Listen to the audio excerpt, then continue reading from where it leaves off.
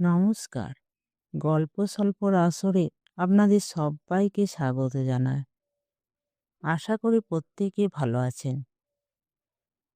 আজ আমি আপনাদের রবীন্দ্রনাথ ঠাকুরের লেখা একটি ছোট্ট গল্প পাঠ করে শোনাব। গল্পের নাম ত্যাগ। ফাল্গুনের প্রথম পূর্ণিমায় আমনমুকুলের গন্ধ লইয়া নব বসন্তের বাতাস বহিতেছে। পুষ্করিণী তীরের একটি পুরাতন লিচু গাছের ঘন পল্লবের মধ্য হইতে একটি নিদ্রাহীন অশ্রান্ত পাপিয়ার গান মুখুজ্জেদের বাড়ির একটি নিদ্রাহীন শয়নগৃহের মধ্যে গিয়া প্রবেশ করিতেছে।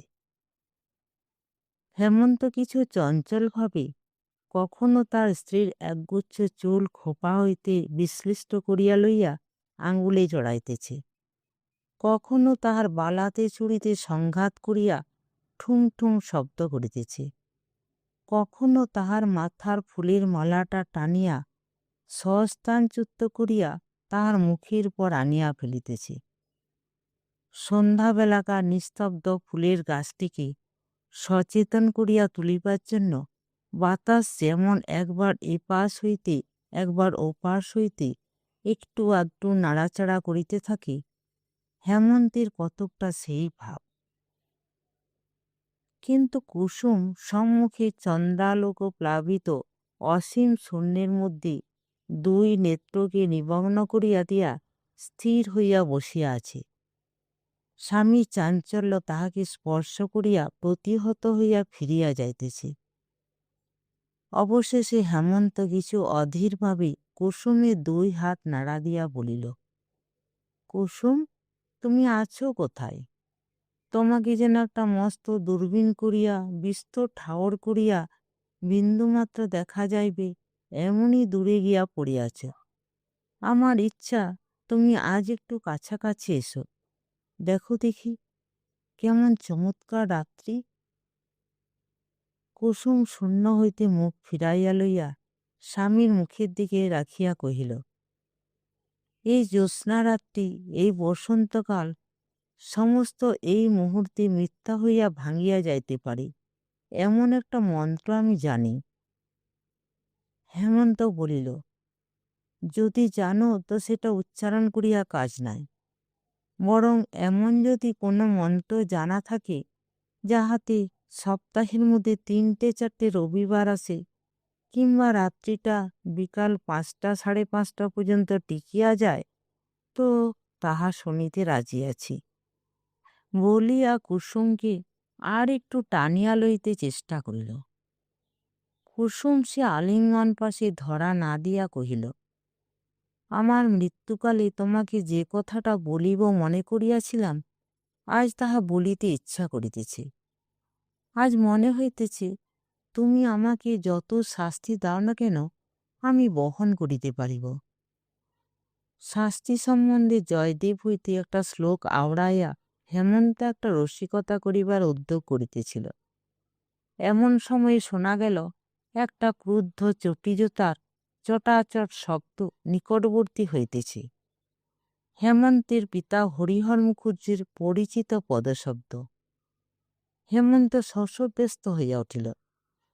হরিহর দ্বারের নিকটে আসিয়া ক্রুদ্ধ গর্জনে কহিল, হেমন্ত, বউকে এখনই বাড়ি হইতে দূর করিয়া দাও। হেমন্ত স্ত্রীর মুখের দিকে চাহিল। স্ত্রী কিছুই বিস্ময় প্রকাশ করিল না, কেবল দুই হাতের মধ্যে কাতরে মুখ লুকাইয়া আপনার সমস্ত বল এবং ইচ্ছা দিয়া আপনাকে যেন লুপ্ত করিয়া দিতে চেষ্টা করিল। দক্ষিণে বাতাসে পাপিয়ার স্বর ঘরে প্রবেশ করিতে লাগিল। কাহারও কানে গেল না। পৃথিবী এমন অসীম সুন্দর, অথচ এত সহজেই সমস্ত বিকল হইয়া যায়। হেমন্ত বাহির হইতে ফিরিয়া আসিয়া স্ত্রীকে জিজ্ঞাসা করিল, সত্য কি? স্ত্রী কহিল, সত্য। এতদিন বলো নাই কেন? অনেকবার বলিতে চেষ্টা করিয়াছি, বলিতে পারি নাই। আমি বড় পাপিষ্টা। তবে আজ সমস্ত খুলিয়া বলো।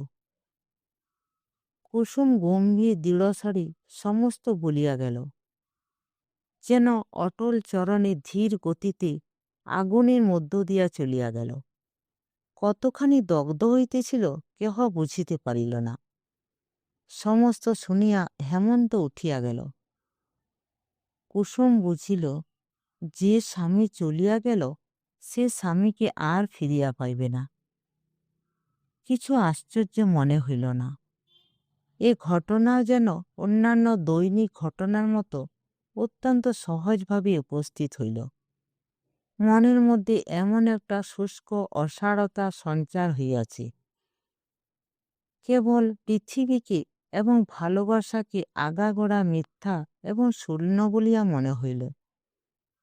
এমনকি হেমন্তের সমস্ত অতীত ভালোবাসার কথা স্মরণ করিয়া অত্যন্ত নীরস কঠিন নিরানন্দ হাসি একটা খড়ধার নিষ্ঠুর ছুরির মতো তাহার মনের এক ধার হইতে আরেক ধার পর্যন্ত একটি দাগ রাখিয়া দিয়া গেল। বোধ করি সে ভাবিল, যে ভালোবাসাকে এতখানি বলিয়া মনে হয়, এত আদর, এত গাঢ়তা, যাহার তিলমাত্র বিচ্ছেদ এমন মর্মান্তিক, যাহার মুহূর্তমাত্র মিলন এমন নিবিড়ানন্দময়, যাহাকে অসীম অনন্ত বলিয়া মনে হয়, জন্ম জন্মান্তরেও যাহার অবসান কল্পনা করা যায় না, সে ভালোবাসা এইটুকুর উপর নির্ভর। সমাজ যেমনি একটু আঘাত করিল, অমনি অসীম ভালোবাসা চূর্ণ হইয়া এক মুষ্টি ধুলি হইয়া গেল।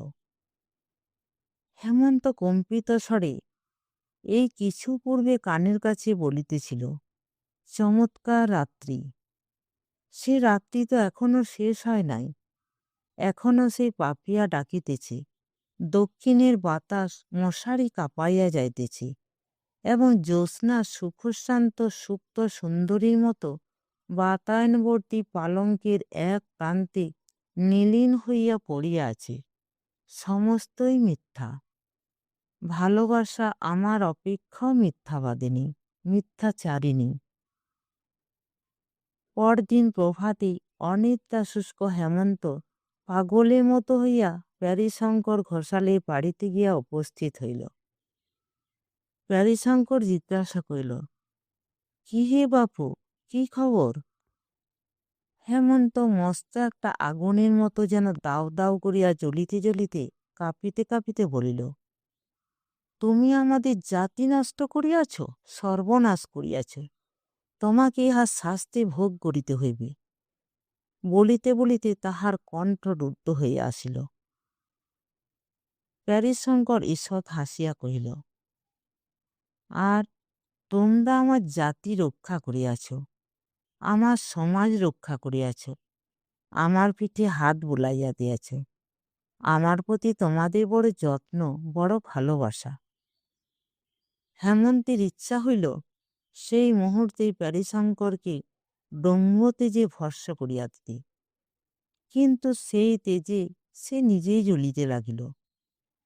প্যারীশঙ্কর দিব্য সুস্থ নিরাময়ভাবে বসিয়া রহিল। হেমন্ত ভগ্নকণ্ঠে বলিল, আমি তোমার কি করিয়াছিলাম? প্যারীশঙ্কর কহিল, আমি জিজ্ঞাসা করি, আমার একটিমাত্র কন্যা ছাড়া আর সন্তান নাই। আমার সেই কন্যা তোমার বাপের কাছে কি অপরাধ করিয়াছিল? তুমি তখন ছোট ছিলে, তুমি হয়তো জানো না। ঘটনাটা তবে মন দিয়া শোনো। ব্যস্ত হইও না বাপু, ইহার মধ্যে অনেক কৌতুক আছে। আমার জামাতা নবকান্ত আমার কন্যার গহনা চুরি করিয়া যখন পলাইয়া বিলাতে গেল, তখন তুমি শিশু ছিলে। তাহার পর 5 বৎসর বাদে সে যখন ব্যারিস্টার হইয়া দেশে ফিরিয়া আসিল, তখন পাড়ায় যে একটা গোলমাল বাঁধিল, তোমার বোধ করি কিছু কিছু মনে থাকিতে পারে, কিংবা তুমি না জানিতেও পারো। তুমি তখন কলিকাতার স্কুলে পড়িতে। তোমার বাপ গ্রামে দলপতি হইয়া বলিলেন, মেয়েকে যদি স্বামীগৃহে পাঠানো অভিপ্রায় থাকে, তবে সে মেয়েকে আর ঘরে লইতে পারিবে না। আমি তাহাকে হাতে পায়ে ধরিয়া বলিলাম, দাদা, এই যাত্রা তুমি আমাকে ক্ষমা করো। আমি ছেলেটিকে গোবর খাওয়াইয়া প্রায়শ্চিত্ত করাইতেছি। তোমরা তাহাকে জাতে তুলিয়া লও। তোমার বাপ কিছুতেই রাজি হইলেন না। আমিও আমার একমাত্র মেয়েকে ত্যাগ করিতে পারিলাম না। জাত ছাড়িয়া দেশ ছাড়িয়া কলিকাতায় আসিয়া ঘর করিলাম। এখানে আসিয়াও আপদ মিটিল না। আমার ভ্রাতুষ্পুত্রে যখন বিবাহের সমস্ত আয়োজন করিয়াছি, তোমার বাপ কন্যাকর্তাদের উত্তেজিত করিয়া সে বিবাহ ভাঙিয়া দিলেন। আমি প্রতিজ্ঞা করিলাম, যদি ইহার প্রতিশোধ না লই, তবে আমি ব্রাহ্মণের ছেলে নহি। এইবার কতকটা বুঝিতে পারিয়াছ, কিন্তু আর একটু সবুর করো। সমস্ত ঘটনাটি শুনিলে খুশি হইবি। ইহার মধ্যে একটু রস আছে। তুমি যখন কলেজে পড়িতে, তোমার বাসার পাশে বিপ্রদাস চাটুর্যের বাড়ি ছিল। বেচারা এখন মারা গিয়াছে। চাটুর্যে মহাশয়ের বাড়িতে কুসুম নামে একটি শৈশব বিধবা অনাথা কায়স্থ কন্যা আশ্রিতভাবে থাকিত। মেয়েটি বড় সুন্দরী। বুড়ো ব্রাহ্মণ কলেজের ছেলেদের দৃষ্টিপথ হইতে তাহাকে সংবরণ করিয়া রাখিবার জন্য কিছু দুশ্চিন্তাগ্রস্ত হইয়া পড়িয়াছিল। কিন্তু বুড়ো মানুষকে ফাঁকি দেওয়া একটি মেয়ের পক্ষে কিছুই শক্ত নহে। মেয়েটি প্রায়ই কাপড় শুকাইতে দিতে ছাদে উঠিত, এবং তোমারও বোধ করি ছাদে না উঠিলে পড়া মুখস্থ হইত না। পরস্পরের ছাদ হইতে তোমাদের কোনরূপ কথাবার্তা হইত কিনা সে তোমরাই জানো। কিন্তু মেয়েটির ভাবগতিক দেখিয়া বুড়ার মনেও সন্দেহ হইল, কারণ কাজকর্মে তাহার ক্রমিক ভুল হইতে দেখা গেল, এবং তপস্বিনী গৌরীর মতো দিন দিন সে আহার নিদ্রা ত্যাগ করিতে লাগিল। একদিন সন্ধ্যাবেলায় সে বুড়োর সম্মুখে অকারণে অশ্রু সংবরণ করিতে পারিত না। অবশেষে বুড়া আবিষ্কার করিল, সাথে তোমাদের মধ্যে সময়ে অসময়ে নীরব দেখা সাক্ষাৎ চলিয়া থাকে। এমনকি কালেজ কামাই করিয়াও মধ্যাহ্নে চিলের ঘরের ছায়ায় ছাতের কোণে তুমি বই হাতে করিয়া বসিয়া থাকিতে। নির্জন অধ্যয়নে সহসা তোমার এত উৎসাহ জন্মিয়াছিল।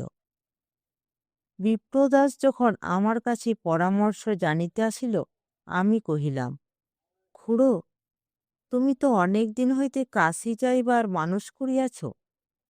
মেয়েটিকে আমার কাছে রাখিয়া তীর্থবাস করিতে যাও। আমি তাহার ভার লইতেছি। বিপ্রদাস তীর্থে গেল। আমি মেয়েটিকে শ্রীপতি চাটুর্যের বাসায় রাখিয়া তাহাকে মেয়ের বাপ বলিয়া চালাইলাম। তাহার পর যাহা হইল তোমার জানা আছে। তোমার কাছে আগাগোড়া সব কথা খোলসা করিয়া বলিয়া বড় আনন্দ লাভ করিলাম। এই যেন একটি গল্পের মতো। ইচ্ছা আছে সমস্ত লিখিয়া একটি বই করিয়া ছাপাইব। আমার লেখা আসে না। আমার ভাইপোটা শুনিতেছি একটু আধটু লেখে, তাহাকে দিয়া লেখাইবার মানুষ আছে। কিন্তু তোমাতে তাহাতে মিলিয়া লিখিলে সবচেয়ে ভালো হয়, কারণ গল্পের উপসংহারটি আমার ভালো করিয়া জানা নয়। হেমন্ত প্যারীশঙ্করের এই শেষ কথাগুলিতে বড় একটা কান না দিয়া কহিল, কুসুম এই বিবাহে কোনো আপত্তি করে নাই? প্যারীশঙ্কর কহিল, আপত্তি ছিল কিনা বোঝা ভারী শক্ত। জানো তো বাপু, মেয়ে মানুষের মন যখন না বলে তখন হ্যাঁ বুঝিতে হয়। প্রথমে তো দিন কতক নূতন বাড়ি আসিয়া তোমাকে না দেখিতে পাইয়া কেমন পাগলের মতো হইয়া গেল। তুমিও দেখিলাম কোথা হইতে সন্ধান পাইয়াছ। প্রায় এই বই হাতে করিয়া কলেজে যাত্রা করিয়া তোমার পথ ভুল হইত, এবং শ্রীপতির বাসার সম্মুখে আসিয়া কি যেন খুঁজিয়া বেড়াইতে। ঠিক যে প্রেসিডেন্সি কলেজের রাস্তা খুঁজিতে তাহা বোধ হইত না, কারণ ভদ্রলোকের বাড়ির জানালার ভিতর দিয়া কেবল পতঙ্গ এবং উন্মাদ যুবকদের হৃদয়ের পথ ছিল মাত্র। দেখিয়া শুনিয়া আমার বড় দুঃখ হইল। দেখিলাম তোমার পড়ার বড়ই ব্যাঘাত হইতেছে এবং মেয়েটির অবস্থাও সংকটাপন্ন। একদিন কুসুমকে ডাকিয়া লইয়া কহিলাম, বাচ্চা, আমি বুড়ো মানুষ, আমার কাছে লজ্জা করিবার আবশ্যক নাই। তুমি যাহাকে মনে মনে প্রার্থনা করো আমি জানি, ছেলেটিও মাটি হইবার জো হইয়াছে।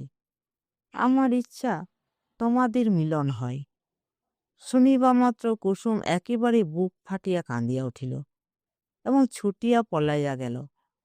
এমনি করিয়া প্রায় মাঝে মাঝে সন্ধ্যাবেলায় শ্রীপতির বাড়ি গিয়া কুসুমকে ডাকিয়া তোমার কথা পাড়িয়া ক্রমে তাহার লজ্জা ভাঙিলাম। অবশেষে প্রতিদিন ক্রমিক আলোচনা করিয়া তাহাকে বুঝাইলাম যে বিবাহ ব্যতীত পথ দেখি না, তাহা ছাড়া মিলনের আর কোনো উপায় নাই। কুসুম কহিল, কেমন করিয়া হইবে? আমি কহিলাম, তোমাকে কুলিনের মেয়ে বলিয়া চালাইয়া দিব। অনেক তর্কের পর সে এ বিষয়ে তোমার মত জানিতে কহিল। আমি কহিলাম, ছেলেটা একে খেপিয়া যাইবার জো হইয়াছে, তাহাকে আবার এই সকল গোলমালের কথা বলিবার আবশ্যক কি? কাজটা বেশ নিরাপত্তে নিশ্চিন্তে নিষ্পন্ন হইয়া গেলেই সকল দিকে সুখের হইবে। বিশেষত এই কথা যখন কখনো প্রকাশ হইবার কোনো সম্ভাবনা নাই, তখন বেচারাকে কেন গায়ে পড়িয়া চিরজীবনের মতো অসুখী করা? কুসুম বুঝিল কি বুঝিল না, আমি বুঝিতে পারিলাম না। কখনো কাঁদে, কখনো চুপ করিয়া থাকে। অবশেষে আমি যখন বলি তবে কাজ নাই, তখন আবার সে অস্থির হইয়া ওঠে। এইরূপ অবস্থা শ্রীপতিকে দিয়া তোমাকে বিবাহের প্রস্তাব পাঠায়। দেখিলাম সম্মতি দিতে তোমার তিলমাত্র বিলম্ব হইল না। তখন বিবাহে সমস্ত ঠিক হইল। বিবাহের অনতি পূর্বে কুসুম এমনি বাঁকিয়া দাঁড়াইল, তাহাকে আর কিছুতেই বাগাইতে পারি না। সে আমার হাতে পায়ে ধরে, বলে, ইহাতে কাজ নাই জ্যাঠামশাই। আমি বলিলাম, কি সর্বনাশ, সমস্ত স্থির হইয়া গেছে, এখন কি বলিয়া ফিরাইব? কুসুম বলে, তুমি রাষ্ট্র করিয়া দাও, আমার হঠাৎ মৃত্যু হইয়াছে, আমাকে এখান হইতে কোথাও পাঠাইয়া দাও। আমি বলিলাম, তা হইলে ছেলেটির দশা কি হইবে? তাহার বহুদিনের আশা কাল পূর্ণ হইবে বলিয়া সে স্বর্গে চড়িয়া বসিয়াছে। আজ আমি হঠাৎ তাহাকে তোমার মৃত্যু সংবাদ পাঠাইব, আবার তাহার পর দিন তোমাকে তাহার মৃত্যু সংবাদ পাঠাইতে হইবে, এবং সেই দিন সন্ধ্যাবেলায় আমার কাছে তোমার মৃত্যু সংবাদ আসিবে। আমি কি এই বুড়ো বয়সে স্ত্রী হত্যা ব্রহ্মহত্যা করিতে বসিয়াছি? তাহার পরে শুভ লগ্নে শুভ বিবাহ সম্পন্ন হইল। আমি আমার একটা কর্তব্যদায় হইতে অব্যাহতি পাইয়া বাঁচিলাম। তাহার পর কি হইল তুমি জানো? হেমন্ত কহিল, আমাদের যাহা করিবার তাহা তো করিলেন, আবার কথাটা প্রকাশ করিলেন কেন? প্যারীশঙ্কর কহিলেন, দেখিলাম তোমার ছোট ভগ্নীর বিবাহে সমস্ত স্থির হইয়া গেছে। তখন মনে মনে ভাবিলাম, একটা ব্রাহ্মণের জাত মারিয়াছি, কিন্তু সে কেবল কর্তব্যবোধে। আবার আর একটা ব্রাহ্মণের জাত মারা পড়ে, আমার কর্তব্য এটা নিবারণ করা। তাই তাহাদের চিঠি লিখিয়া দিলাম। বলিলাম, হেমন্ত যে শূদ্রের কন্যা বিবাহ করিয়াছে তাহার প্রমাণ আছে। হেমন্ত বহু কষ্টে ধৈর্য সম্বরণ করিয়া কহিল, এই যে মেয়েটিকে আমি পরিত্যাগ করিব, ইহার দশা কি হইবে? আপনি ইহাকে আশ্রয় দিবেন? প্যারীশঙ্কর কহিলেন, আমার যাহা কাজ তাহা আমি করিয়াছি, এখন পরের পরিত্যক্ত স্ত্রীকে পোষণ করা আমার কর্ম নহে। ওরে, হেমন্তবাবুর জন্য বরফ দিয়া এক গ্লাস ডাবের জল লইয়া আয়, আর পান আনিস। হেমন্ত এই সুশীতল আতিথ্যের জন্য অপেক্ষা না করিয়া চলিয়া গেল। কৃষ্ণপক্ষের পঞ্চমী, অন্ধকার রাত্রি, পাখি ডাকিতেছে না। পুষ্করিণীর ধারে লিচু গাছটি কালো চিত্রপটের উপর গাঢ়তর দাগের মতো লেপিয়া গেছে। কেবল দক্ষিণের বাতাস এই অন্ধকারে অন্ধভাবে ঘুরিয়া ঘুরিয়া বেড়াইতেছে, যেন তাহাকে নিশিতে পাইয়াছে। আর আকাশে তারা নির্নিমেষ সতর্ক নেত্রে প্রাণপণে অন্ধকার ভেদ করিয়া কি একটি রহস্য আবিষ্কার করিতে প্রবৃত্ত আছে। শয়নগৃহে দীপ জ্বালা নাই। হেমন্ত বাতায়নের কাছে খাটের উপরে বসিয়া সম্মুখের অন্ধকারের দিকে চাহিয়া আছে। কুসুম ভূমিতলে দুই হাতে তাহার পা জড়াইয়া পায়ের উপর মুখ রাখিয়া পড়িয়া আছে। সময় যেন স্তম্ভিত সমুদ্রের মতো স্থির হইয়াছে, যেন অনন্ত নিশীথিনীর উপর অদৃষ্ট চিত্রকর এই একটি চিরস্থায়ী ছবি আঁকিয়া রাখিয়াছে। চারিদিকে প্রলয়, মাঝখানে একটি বিচারক এবং তাহার পায়ের কাছে একটি অপরাধিনী। আবার চটি জুতার শব্দ হইল। হরিহর মুখুজ্জে দ্বারের কাছে আসিয়া বলিলেন, অনেকক্ষণ হইয়া গিয়াছে, আর সময় দিতে পারি না। মেয়েটাকে ঘর হইতে দূর করিয়া দাও। কুসুম এই স্বর শুনিবা মাত্র একবার মুহূর্তের মতো চিরজীবনের স্বাদ মিটাইয়া হেমন্তের পা দুইখানি দ্বিগুণতর আবেগে চাপিয়া ধরিল। চরণ চুম্বন করিয়া পায়ের ধুলা মাথায় লইয়া পা ছাড়িয়া দিল। হেমন্ত উঠিয়া গিয়া পিতাকে বলিল, আমি স্ত্রীকে ত্যাগ করিব না। হরিহর গর্জিয়া উঠিয়া কহিল, জাত খোয়াইবি? হেমন্ত কহিল, আমি জাত মানি না, তবে তুই শুদ্ধ দূর হইয়া যা। নমস্কার। গল্পটি শুনে ভালো লাগলে চ্যানেলটিকে লাইক, শেয়ার এবং সাবস্ক্রাইব করবেন। সকলে ভালো থাকবেন। ধন্যবাদ।